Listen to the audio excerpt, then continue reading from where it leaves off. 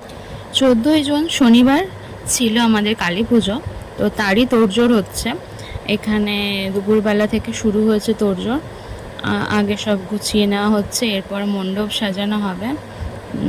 তো দেখো সবাই মিলে কি সুন্দর আয়োজন করা হচ্ছে, আর তার সাথে তো মজা রয়েইছে।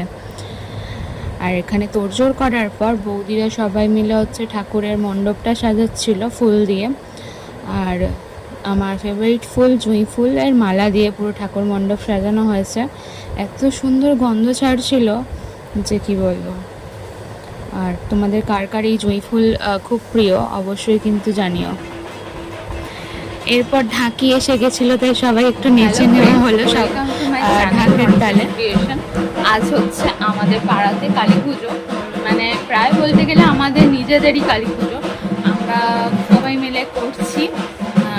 তো আমি রেডি হয়ে গেছি, এবার ঠাকুর আনতে যাওয়ার পালা। এর আগে বৌদিরা সবাই মিলে মায়ের মণ্ডপ সাজালো ফুল দিয়ে, এরপর আমরা সবাই রেডি হয়ে যাবো ঠাকুর আনতে। সবাই রেডি হয়ে আমরা গিয়েছিলাম ঠাকুর আনতে, তো ঠাকুর নিয়ে আসছি। আর ওই দিন আরও অনেক জায়গায় পুজো ছিল। তো আমাদের মায়ের মুখটা দেখো, এত সুন্দর হয়েছিল, মনে হচ্ছিলো শুধু দেখতেই থাকি। আর এই পদ্ম ফুলের মালাটা আমি মাকে দিয়েছিলাম, তো এত সুন্দর লাগছিল পরানোর পর যে মনে হচ্ছিলো শুধু চেয়েই থাকে ওনার দিকে। এত মালা পড়েছে ঠাকুরের যে ঠাকুরকে আর সেই মালা পরানো যাচ্ছিল না, কারণ আমাদের ঠাকুরটা অত তো বড় না, তো সেই সব বাদবাকি মালা ঘটের মধ্যে দিয়ে দেওয়া হয়েছিল।